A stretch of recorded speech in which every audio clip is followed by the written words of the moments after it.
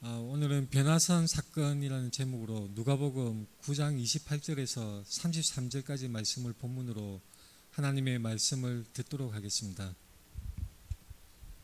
28절에서 33절까지 말씀을 우리가 교대로 읽고 마지막 33절은 같이 한 목소리로 읽도록 하겠습니다.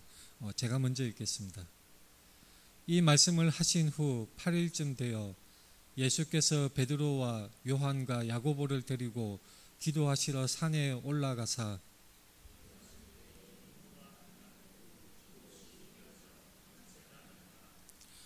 문득 두 사람이 예수와 함께 말하니 이는 모세와 엘리야라.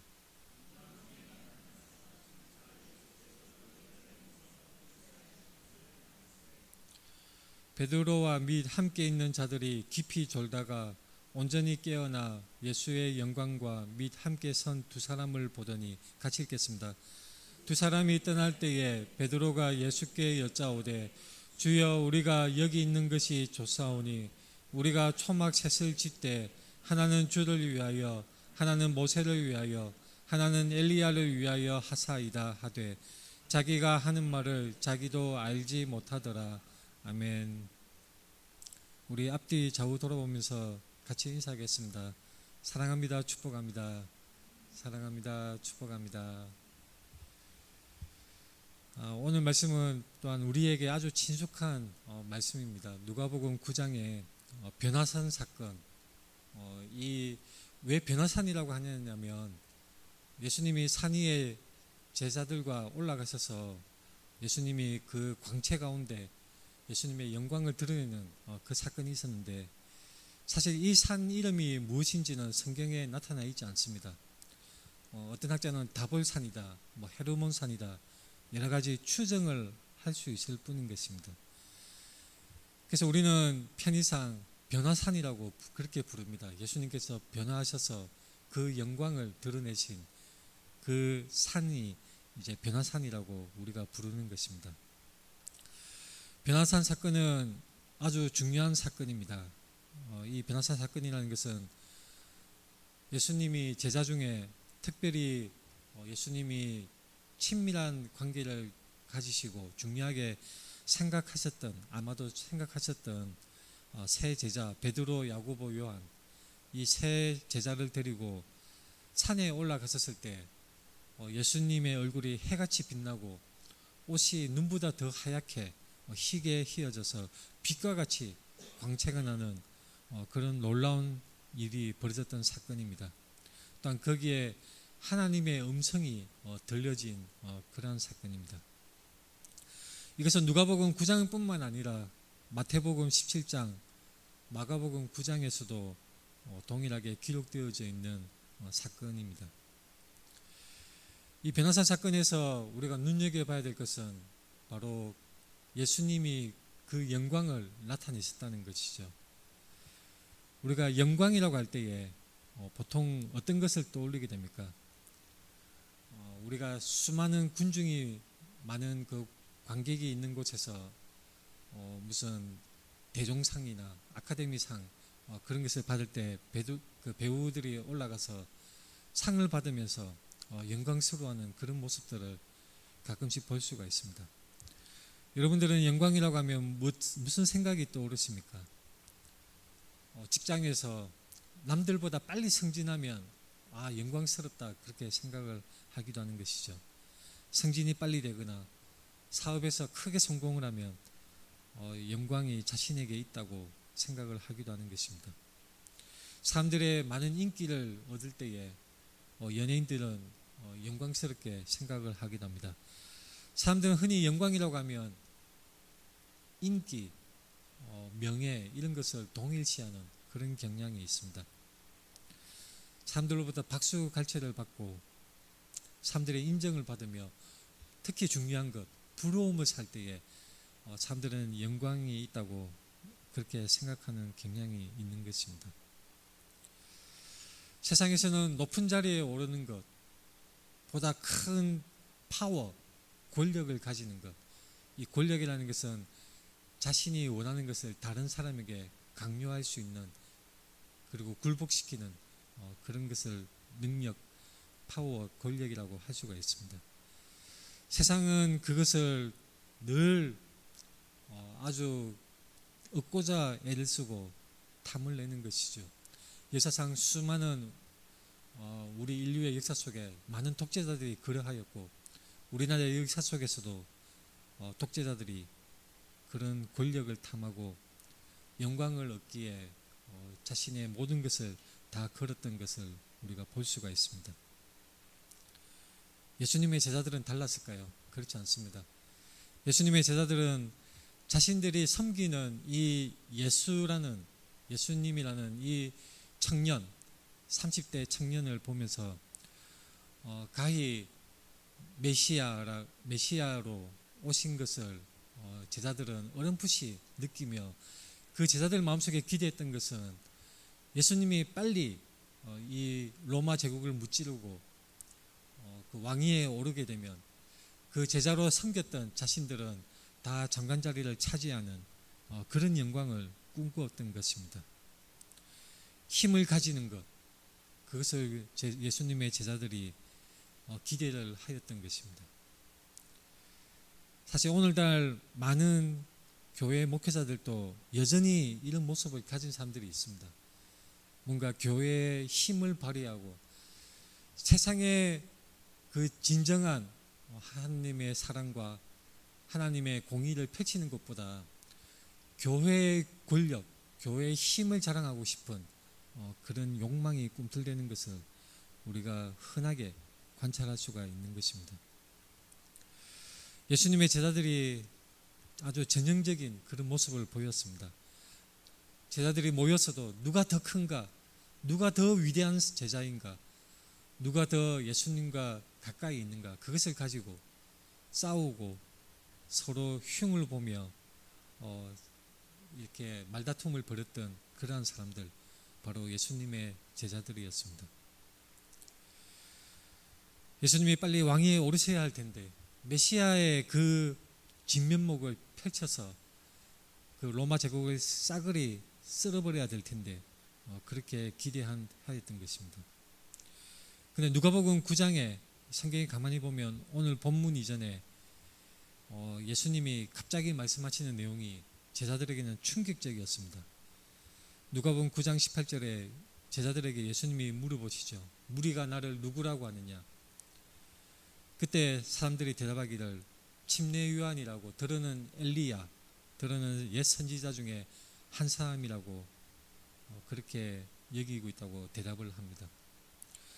나중에 베드로의 그 대답은 100점짜리 대답이 나왔던 것이죠. 우리가 많이 살펴본 적이 있습니다. 예수님이 이 베드로의 대답 후에 인자가 많은 고난을 받고 죽임을 당할 것을 제자들에게 가르치십니다. 이것은 제자들에게 너무나 큰 충격적인 말씀이었죠. 제자들의 기대와 완전히 정반대되는 그런 말씀이었습니다. 그래서 어떤 복음서에 보면 베드로가 예수님께 대해서 항변함에, 예수님의 그 고난에 대해서 베드로가 항변하였다고 그렇게 기록되어 있습니다. 항변이라는 그 단어는 어떤 뜻이냐면 꾸짖는다는 뜻입니다. 예수님이 고난을 받고 십자가에서 죽으실 것을 말씀하셨을 때 베드로가 안 됩니다, 절대 안 됩니다, 그렇게 꾸짖듯이 예수님의 앞을 가로막아 서서 예수님의 그 사역을 반대하였던 것입니다. 그래서 예수님이 베드로에게 사탄아 물러가라, 너는 나를 넘어지게 하는 자로다, 그렇게 예수님이 꾸짖으셨죠.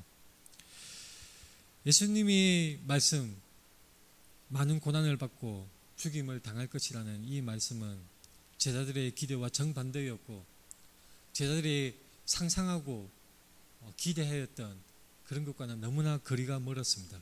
이해도 되지 않을 뿐더러 정작 그렇게 된다고 하면 자신들의 위치는 어떻게 될 것인가, 장관 자리를 적어도 한 자리씩 차지해야 될 텐데 예수님의 말씀대로 이루어진다면 우리는 어떻게 될 것인가, 제자들은 아주 실망스러운 기분이었을 것입니다. 말하자면 이것입니다. 자신들이 계속해서 모시고 섬기고 배웠던 예수님, 이 예수님이 고난을 받고 죽어버린다면 도대체 어떻게 될 것인가? 영화에서 주인공이 죽으면 영화가 끝나는 거 아닙니까? 게임에서 죽으면 게임이 끝나는 것이죠. 예수님이 죽는다. 도저히 상상하기조차 싫은 그런 결과인 것입니다. 제자들에게는 그랬습니다. 너무나 실망스러운 예수님의 말씀, 이해가 되지 않는 말씀. 그러나 그 직후에 예수님은 변화산에 올라가셔서 이 오늘 본문의 변화산 사건을 나타내 보여주시는 것입니다. 예수님의 영광을 보여주시는 것입니다. 우리가 세상에서 영광은 말씀드린 대로 명예나 인기나 사람들의 부러움을 사는 것, 그런 것이 세상에서 생각하는 영광이지만 성경에서 하나님의 영광이 극적으로 나타나는 부분이 어디에 있습니까? 여러 가지가 있겠지만 저는 대표적으로 출애굽기를 떠올리게 됩니다. 하나님의 영광이 드러난 사건 할 때 출애굽기 그 사건을 빼놓을 수가 없을 것 같습니다. 극적인 이 드라마틱한 출애굽 이야기, 애굽 왕의 그 파라오의 핍박을 받아서 힘겹게 살던 이스라엘 백성들이 10가지 재앙을 거쳐서 마침내 풀려났다가 그 뒤를 바짝 쫓아오는 애국 군대, 그 애국 군대 앞에 쫓김을 당하면서 그 눈앞에는 이 바다가 가로막는 참담한 현실 속에서 극적인 하나님의 기적이 나타나 바다가 갈라지고 그 바다를 통과하는 그 놀라운 사건, 출애굽 사건입니다. 너무나 이것은 드라마틱하고 아주 극적인 그 이야기이기 때문에 영화나 애니메이션으로도 많이 만들어져서 사람들에게 인기를 끈 적이 있습니다. 제가 기억하기에 대중적으로 크게 히트한 작품들 두 가지를 꼽는다면 애니메이션 이집트 왕자, 그리고 이 젊은 분들은 모르시겠지만 1950년대에 만들어진 10개라는 영화가 있습니다. 애니메이션 이집트 왕자, 그리고 클래식 고전 중의 고전이라고 할 수 있는 이 10개라는 1950년대 영화, 이 두 애니메이션과 영화는 굉장히 클라이막스 하이라이트 장면에서 바다가 쫙 갈라지는, 벽처럼 이렇게 갈라지는 그 모습이 실로 장관으로 펼쳐져서 사람들에게 깊은 감동과 인상을 남기는 것입니다. 저는 오른쪽에 10개라는 영화를 더 좋아합니다. 제가 좋아했던 찰턴 헤스턴, 아마 연sek이 있으신 분들만 아는 배우의 이름일 것입니다. 이 10개라는 영화에 찰턴 헤스턴 배우가 모세로 나와서 맹연기를 펼치는 고전 중의 고전 영화입니다. 근데 예전에 제가 저희 집 애들한테 이 10개라는 영화를 한번 틀어줬더니 전개가 너무 느리고 답답해서 도저히 못 보겠다고 해서 중간에 끈 기억이 있습니다.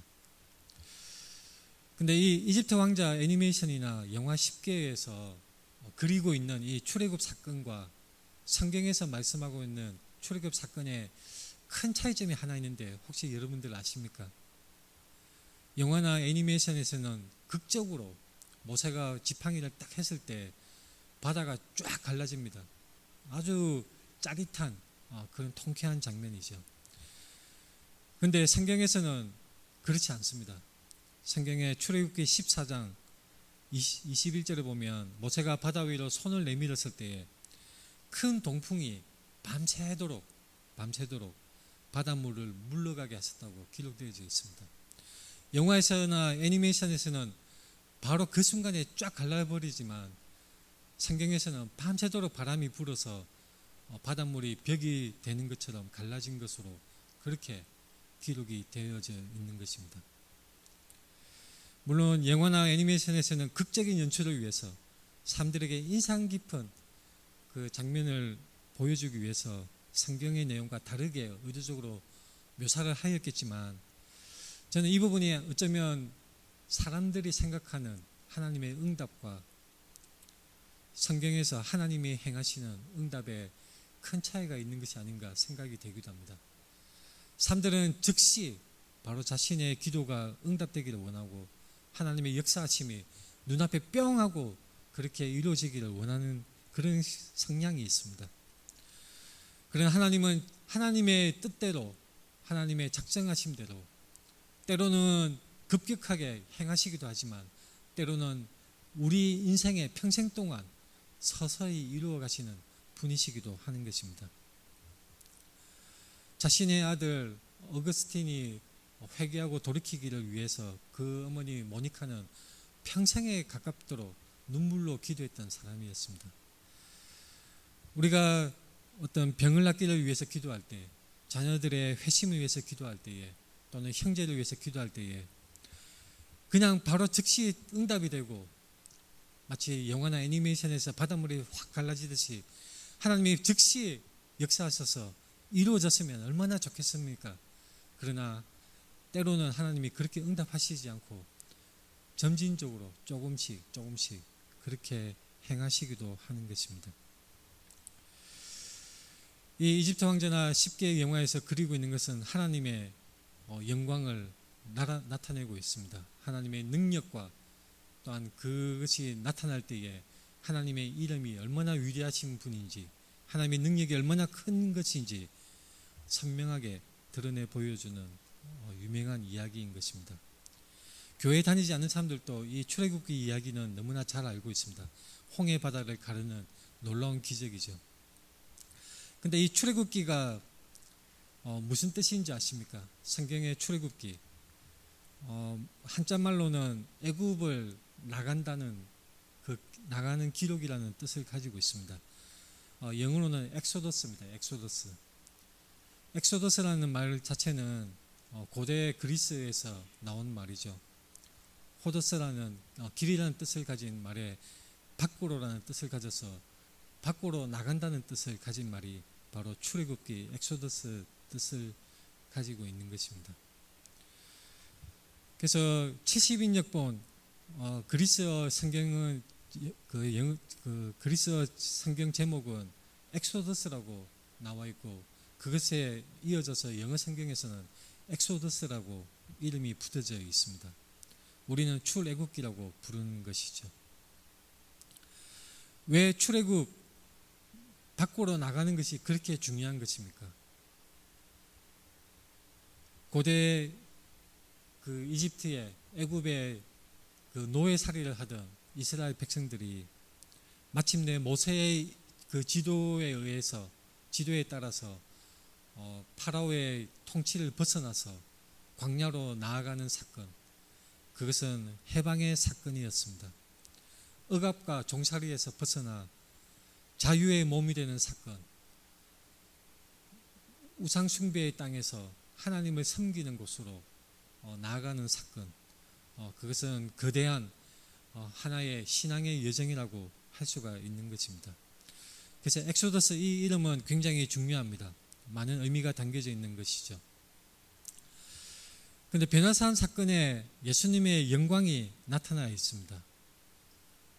변화산 사건에 이 우리가 읽었던 본문 말씀을 가만히 살펴보면 이것은 단순히 뭔가 신기한 초자연적인 예수님이 갑자기 빛이 나고 하늘의 음성이 들리는 그런 신기한 초자연적인 사건으로 끝나는 것이 아니라 이 사건 속에 담겨 있는 여러 가지 우리에게 주는 교훈의 말씀, 깊은 신앙의 의미가 들어있는 것입니다. 본문 말씀에 이 말씀을 하신 후 8일쯤 되어 예수께서 베드로와 요한과 야고보를 데리고 기도하시러 산에 올라갔었습니다. 이 변화산에 올라가셨는데 그 목적이 기도하시러 산에 올라가신 것입니다. 예수님이 그렇게 기도하실 때에 용모가 변화되었다고 기록되어 있습니다. 그리고 그 옷이 휘어져 광채가 났습니다. 마태복음에서는 해같이 빛났다고 기록되어 있습니다. 이것은 굉장히 특이한 초자연적인 사건이죠. 예수님의 영광이 드러난 것입니다. 자, 근데 제가 출애굽 얘기를 쭉 말씀을 들었는데 왜 출애굽 얘기를 말씀을 드렸냐면 바로 출애굽기 24장과 오늘 본문 변화산 사건이 공통점이 있습니다. 한번 대조를 해볼까요? 출애굽기 24장에서 시내산에서는 모세가 산에 오릅니다. 변화산에서 예수님이 제자들과 산에 오릅니다. 그리고 모세가 기도할 때 하나님의 임재가 임하셨습니다. 변화산에서 예수님이 기도할 때에 마찬가지로 하나님의 음성이 들리고 하나님의 임재가 나타나는 것을 볼 수가 있습니다. 구름이 덮이는 것 마찬가지 공통점입니다. 하나님의 음성이 들렸습니다. 변화산에서도 하나님의 음성이 들렸습니다. 모세의 얼굴이 빛났습니다. 하나님의 영광을 모세가 그 하나님의 영광에 가까이 감으로 인해서 하나님의 영광이 모세의 얼굴을 반사시켜서 빛이 난 것이라고 볼 수가 있는 것입니다. 근데 예수님은 예수님 자신으로부터 광채가 납니다.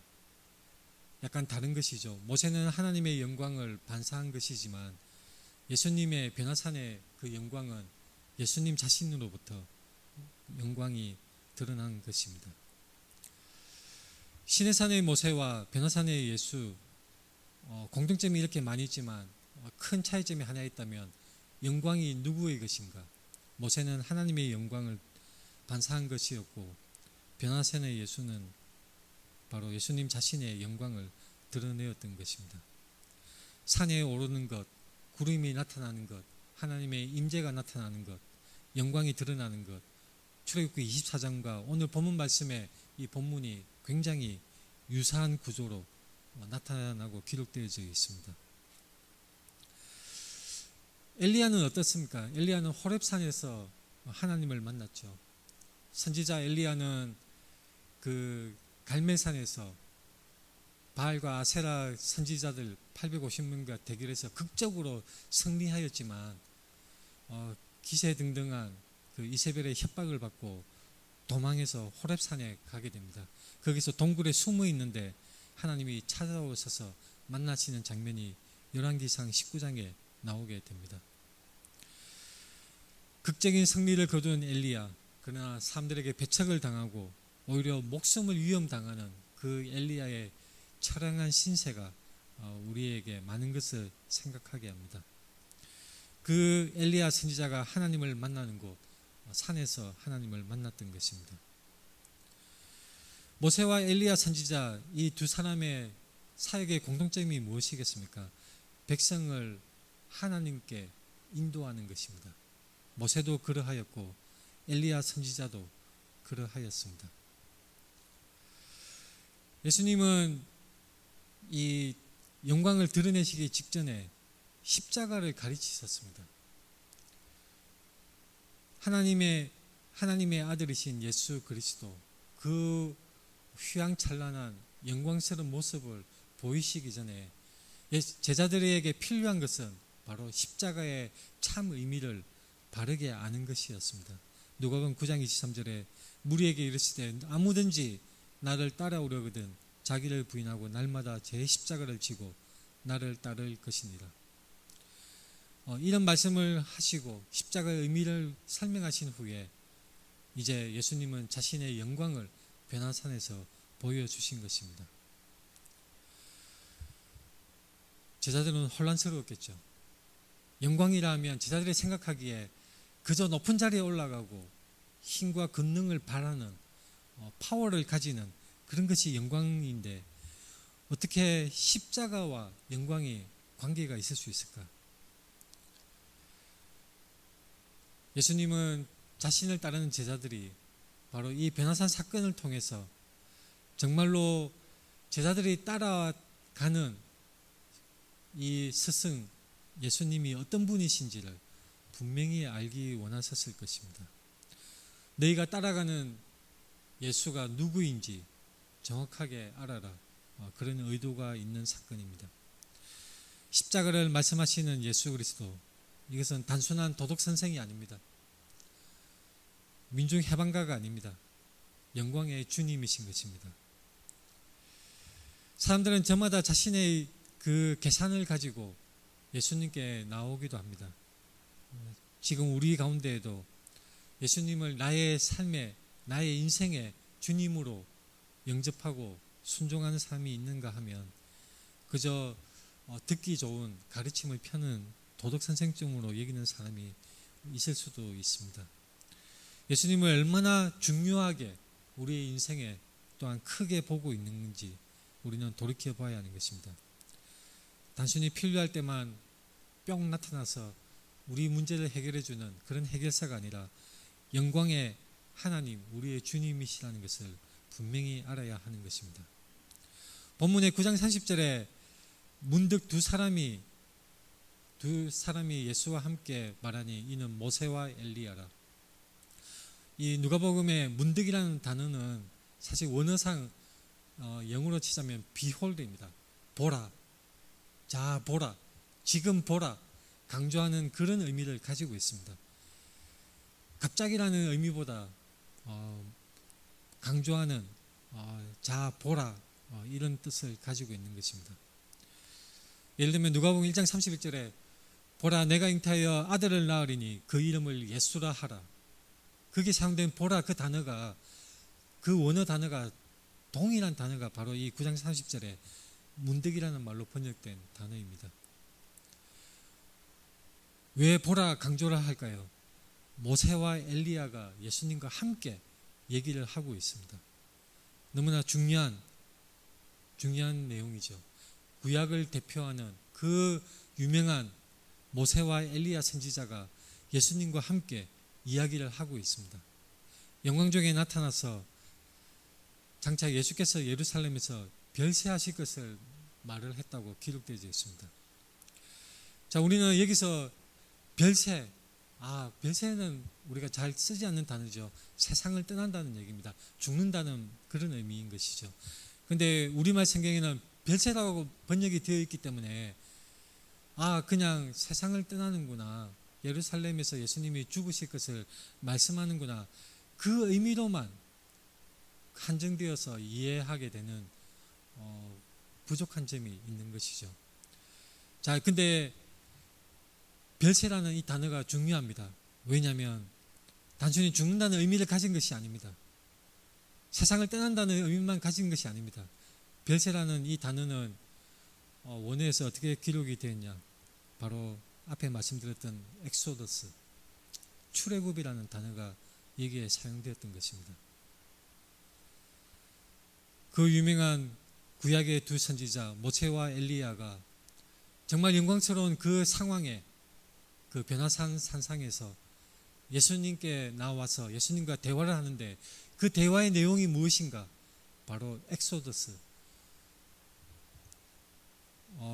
크게 두 가지 의미를 띠고 있다고 생각할 수가 있는 것이죠. 말 그대로 세상을 떠난다. 왜냐하면 개인적으로 이 엑소더스라는 말은 죽음을 맞이한다는 뜻도 가지고 있는 것입니다. 그러나 더 큰 의미, 바로 모세의 출애굽을 생각하게 하는, 정말로 자유를 찾게 하고 해방을 시키는 그 놀라운 모세의 사역이 바로 예수님의 예표로서 행해진 것이고, 그 모세의 진정한 사역의 본 모습, 진정한 궁극적인 그 사역의 최종적인 것은 예수님이 행하시는 진정한 출애굽, 새로운 출애굽, 궁극적인 출애굽이라는 것을 얘기를 하고 있는 것입니다. 모세와 엘리야가 예수님과 무슨 다른 얘기를 할 수가 있겠습니까? 천국 얘기를 했을까요? 기적 이야기가 아닙니다. 천국 이야기도 아닙니다. 어떻게 하면 사람들을 많이 끌어모을까? 어떻게 하면 성공을 할까? 어떻게 하면 돈과 권력을 끌어모을까? 이런 이야기가 아닙니다. 가장 중요한 하나님의 관심사, 인류를 구원하실 구속사, 바로 엑소더스, 출애굽 이야기인 것입니다.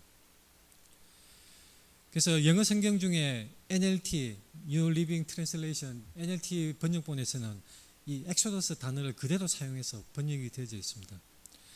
출애굽이라는 단어는 그냥 단순히 죽는다는 뜻을 가지고 이곳에 기록된 것이 아니라 이 말 자체가 큰 의미를 우리에게 말씀하고 있는 것입니다. 탈출입니다. 노예에서 탈출하는 것입니다. 구약에 출애굽할 때, 모세 인도 아래 출애굽할 때 그 탈출은 파라오의 애굽 왕 바로의 그 압제를 피하는 것이었지만 또한 동시에 가나안 땅, 하나님을 섬길 수 있는 가나안 땅으로, 축복의 땅으로 가는 신앙의 여정의 출발이었습니다. 그러나 진정한 출애굽, 이것은 바로 예수 그리스도가 십자가에서 죽으심으로 인류를 구원하시는 진정한 출애굽이 바로 이 예수님의 십자가 사역이라는 것을 분명히 드러내는 것입니다. 예수님의 죽음은 단순히 순교가 아닙니다. 당시 종교 지도자들과 충돌을 하여서 그들의 심기를 거슬렀기 때문에 모함을 받아서 억울하게 죽은 단순히 그런 사건이 아닙니다. 예수님의 십자가 죽음은 바로 새로운 출애굽이고 우리를 해방시키기 위해서 바로 십자가에서 죽으심으로 우리를 구원하시는, 죄와 사망의 노예 상태에서 우리를 해방시키시는, 우리에게 자유를 주시고 우리를 다시 살리시는 그 구원의 역사인 것입니다. 영광스러운 그 상황에서 예수님의 십자가 사역이 구약을 대표하는 모세와 엘리야 선지자와 함께 예수님이 대화를 나누셨던 것입니다. 사람들은 이해할 수가 없습니다. 어떻게 영광스러운 그 상황에서 십자가가 이야기가 될까? 최소한 왕위를 가지고 왕권을 호령하고 군대를 통솔하는 것이 영광스러운 일이 아닌가? 세상에서는 그렇게 생각합니다. 그러나 사람들의 생각과는 반대로 예수님의 가장 영광스러운 것, 그것은 바로 그리스도의 십자가였던 것입니다. 그래서 요한복음에서는 분명하게 이것을 말씀하고 있습니다. 그리스도의 십자가는 바로 예수 그리스도의 영광이라는 것. 요한복음 12장 23절에 이렇게 말씀합니다. 예수께서 대답하여 이르시되 인자가 영광을 얻을 때가 왔도다. 인자가 영광을 얻을 때, 이것이 무슨 때입니까? 무슨 때를 예수님이 말씀하는 것입니까? 바로 십자가에서 죽으시는 사건. 그것을 예수님은 인자가 영광을 얻을 때가 왔다오다라고 말씀하고 있습니다. 사람들의 생각과 기대와는 전혀 다릅니다. 십자가에서 죽으신, 세상 사람들이 볼 때는 그저 죄인이 가장 끔찍한 형벌로 사형을 당하는 그 십자가 죽음이, 예수님은 그것을 진정으로 영광으로 여기셨고, 또한 변화산에서 제자들 앞에서 영광을 보여주실 때에 바로 십자가 사건을 얘기하신 것입니다. 히브리서 2장 9절에서는 이렇게 표현되어져 있습니다. 죽음의 고난 받으심으로 말미암아 영광과 존귀로 관을 쓰신 예수. 죽음의 고난 받으심으로 영광과 존귀로 관을 쓰신 예수. 지금이야 우리는 기독교의 이런 기본 교리가 많이 알려져 있어서 이것이 아무런 임팩트가 없지만, 당시 십자가 처형을 실제로 눈으로 목격했던 사람들에게서는 이것이 너무나 충격적인 말씀입니다. 그 끔찍한 십자가와 예수님의 영광이 어떻게 연결이 될 수 있는가? 도무지 이해가 되지 않는 것입니다. 왜 십자가가 영광입니까? 왜 십자가, 그 끔찍한 죄인의 형벌, 사람을 끔찍하게 죽이는, 못 박아서 호흡이 곤란하고 끔찍한 고통 속에서 몇 시간 또는 며칠 동안 끙끙대다가 죽어가는 그 잔인한 형벌인 십자가 처형이 어떻게 예수님의 영광이 될 수가 있는 것입니까? 바로 십자가에서 하나님의 사랑이 드러나기 때문입니다. 그 십자가 죽음에서 하나님의 공의가 드러나기 때문입니다.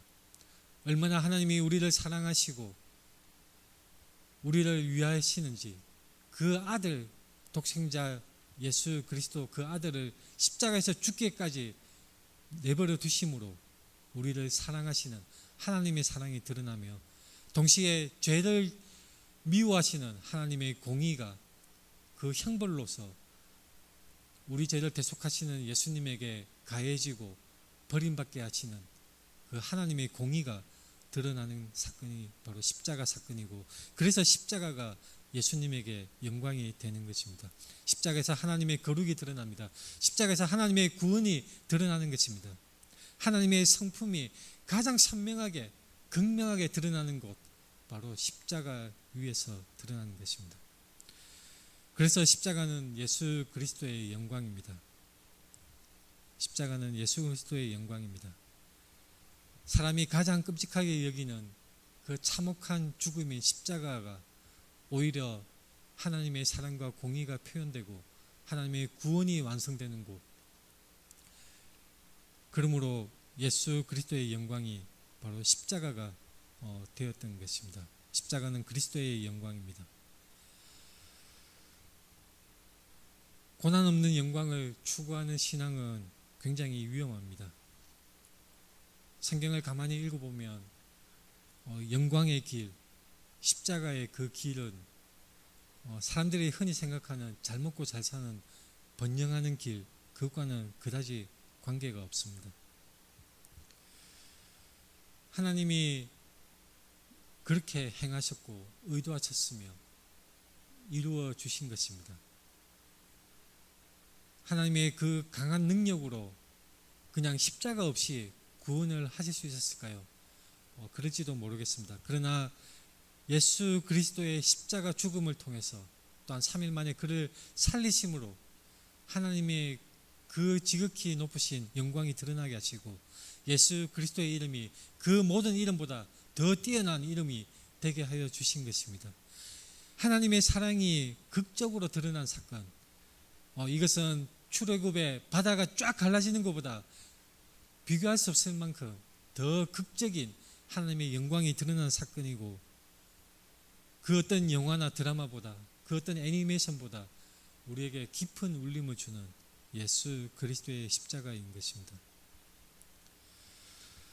그런데 베드로나 그 제자들, 그 사람들은 졸다가 이제 잠이 완전히 깨서 예수님의 영광과 함께 선 두 선지자를 보았습니다.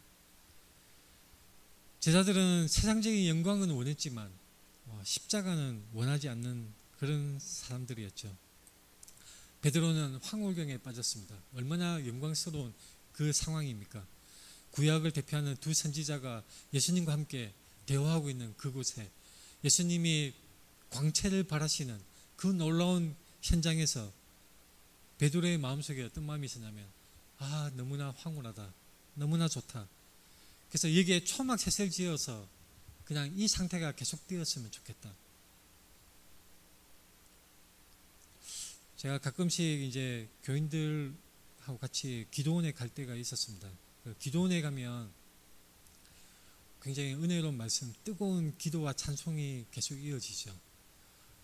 때로는 사람들이 그 감동이 너무 커서 골치 아픈 우리 가정에 돌아가기 싫어, 골치 아픈 직장에 다시 나가기 싫어, 그저 이곳에서 찬송만 하고 기도만 하고 이렇게 지냈으면 얼마나 좋을까, 그런 기분이 드는 사람들도 있고, 실제로 어떤 사람들은 기도원에 올라서 기도하다가 돌아가지 아니하고 기도원에 계속 머무르는 사람들도 있습니다.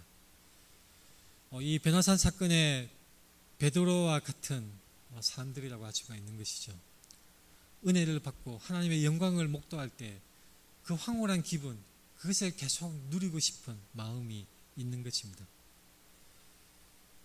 산을 내려가면 어떻습니까? 골치 아픈 사건이 계속 이어지는 것이죠. 귀신 들린 사람도 있고 병 들린 사람도 있고 예수님을 모함하는 사람들, 끊임없이 쉴 틈도 주지 아니하고 아픈 몸을 가지고 예수님께 나와서 고쳐달라고 하는 사람들, 많은 고집거리와 현실에 부딪히는 문제들이 기다리고 있는 것입니다. 죄인들이 가득 찬 세상이 기다리고 있습니다. 심지어 골고다 언덕이 기다리고 있는 것입니다.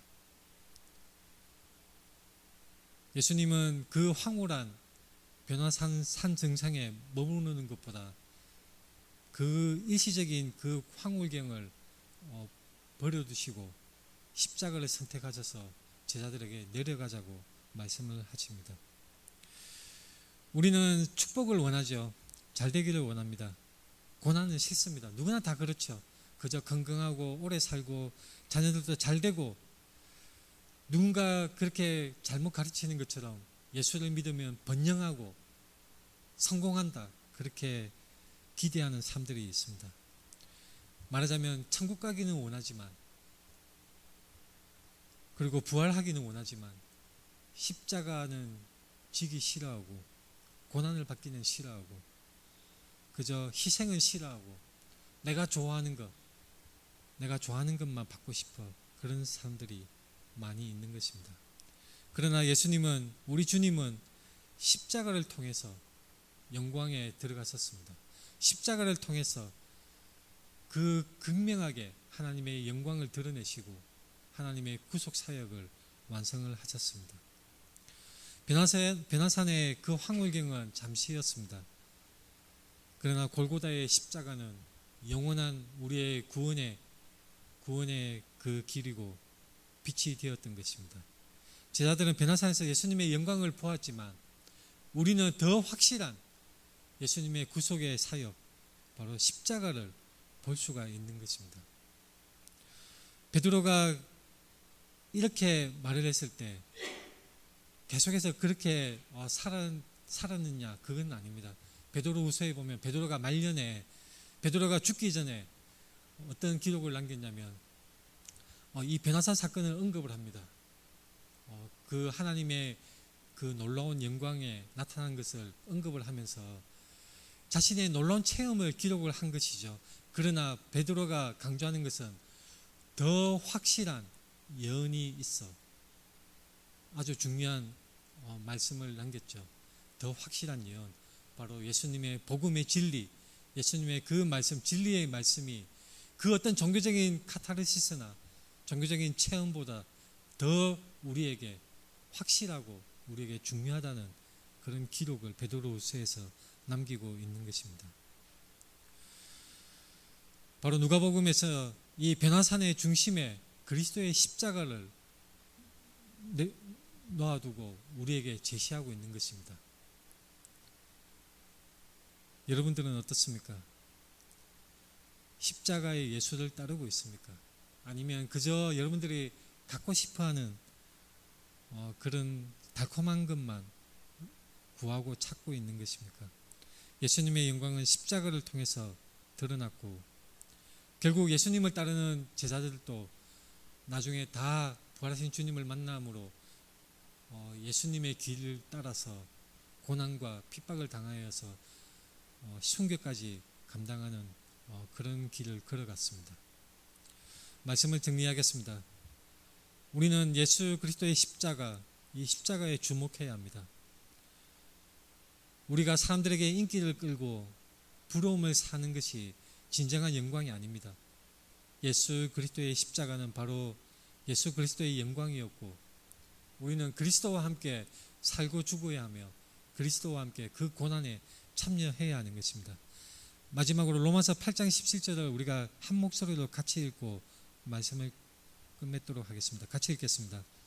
자녀이면 또한 상속자 곧 하나님의 상속자요 그리스도와 함께한 상속자니 우리가 그와 함께 영광을 받기 위하여 고난도 함께 받아야 할 것이니라. 아멘. 같이 기도하겠습니다.